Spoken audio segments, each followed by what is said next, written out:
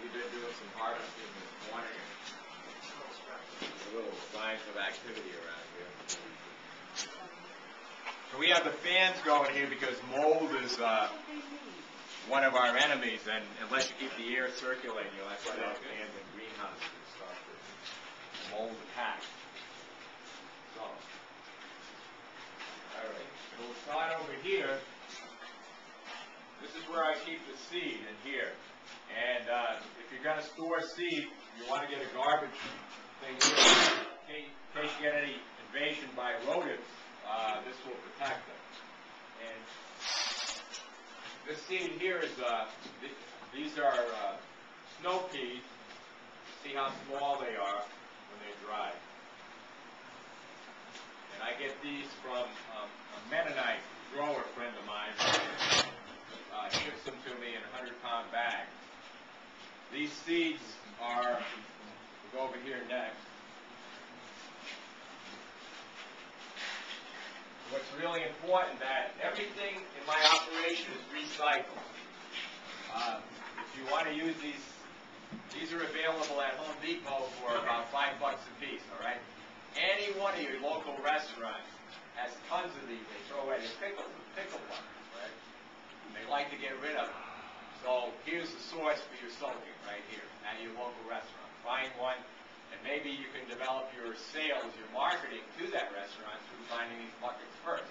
Say, I'm using these buckets. I'm going to do some shoots and some sprouting seeds. Maybe you'd like some at your restaurant. So it'll work to be a two-way mission, right? So what you do is you fill it, depending on your amount of production, anywhere from here to here, with your seed. You soak your seed for 24 hours, all right? That's important, 24-hour time frame.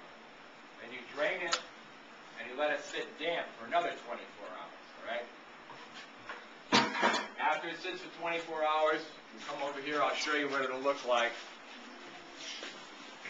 after that.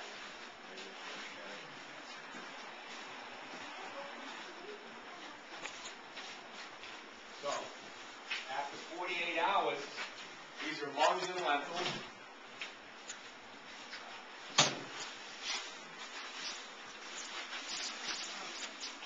I want everybody to hold out their hand. I want you to taste this. This is a product that'll give you about 80% of the nutrients that you need for survival.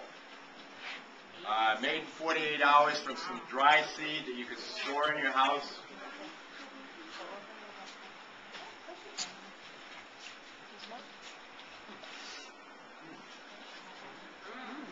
I'm 70 years old. Of course, this is one of the reasons I look so young. I say look so young. Of course, I'm not. Well, you look amazing. And we're going to have these for lunch when we eat. We're going to serve these with olive oil, salt, and pepper. And it disappears fast, so make sure you get a good portion. Come forward. Yeah, everybody make sure you get a taste of this.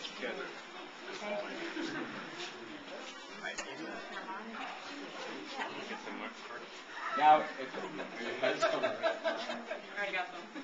it's a farmer's market. People come up and they look at my product. I say, would you like some? They say no. I said, God gave us sight, hearing, taste. Taste it. Then if you don't like it, spit it out and say, I don't like it. But don't ever use what's in here as a guide to your life. We are here in the present moment. We are in our bodies. We've been given gift of God to be present. And you would be surprised.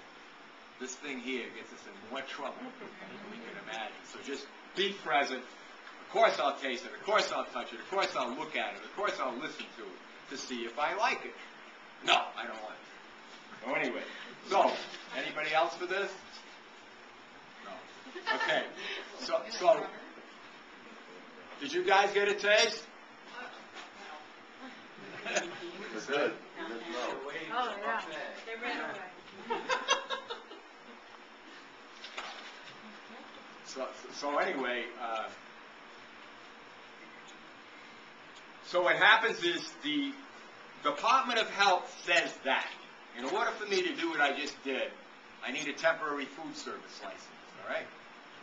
I go to a farmer's market. This license is $70 for every 2 weeks. So basically what that's designed to do is to wipe farmers out of farmers markets. I just got a letter from Joe Courtney saying there's a bill that's been legislated by Wrangle on a federal level, and this bill is a food safety bill, right?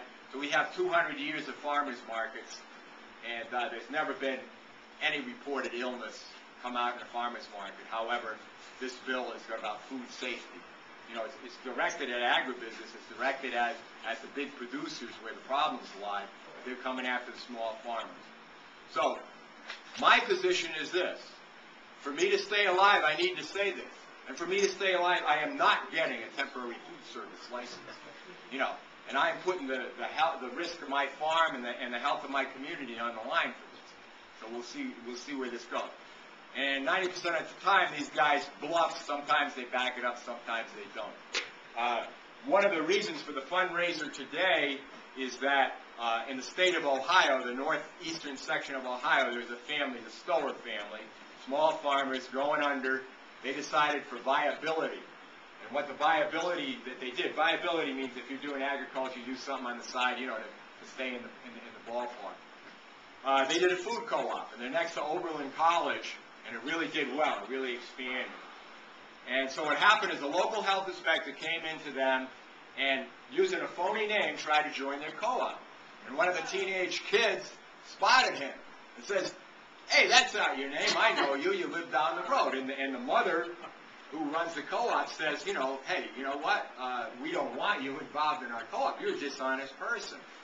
So he went and got the deputy sheriff and a small SWAT team, went in, they raided the farm, they homeschooled, the family was upstairs homeschooling their kids. They brought them downstairs to the living room at gunpoint and held them there for 6 hours and took all their stuff. Now, we all know that that type of tactic was to terrify these people, but they're not. They're like strong, very, very God-fearing people, and it did the opposite. Their business has increased, and they've done a lot better because they hung in there. But this is the type of stuff that can happen. So we all need to talk to our legislators who are going to be here today, like Diana Urban's going to be here, Andy Maynard's going to be here, Tom Reynolds is going to be here, and talk to them about making sure that farmers markets stay open and small farmers don't get attacked by regulators, you know. So that's important. That's just as important as these techniques that I'm showing you, because like our political involvement in the support of agriculture is just like us weeding our garden, you know. We got to do it. We got to get involved. And I have a bad confession to make, you know, prior to, actually 2 forces got me politically involved. One was Congressman Rob Simmons, like, did something for me that I didn't believe a politician could do as a constituent in his community. And it really opened my heart. And then, of course, they shut down the farmers market that I was at. And, of course, that was all I needed to get going, you know. But many of us, for whatever reasons, are not involved deeply enough. For instance, I'm involved in the town of Ledyard right now, politics. And what's going on is because of the budget cuts, there's a tremendous battle going on between the town council and the mayor, you know. The mayor's an elected official that represents the people. The town council, you know, are writing the regs, you know, to keep the town going, but they're fighting. So there's a real need for more of us to get involved in our communities, you know, to stop that. To say, you know, like, we're here for you, not just voting for you, but to support you. Okay, so, and that's a part of keeping this stuff alive. You know, we got to do that. We got to cross over. We got to make that commitment. Go to a town meeting. Listen to what's going on.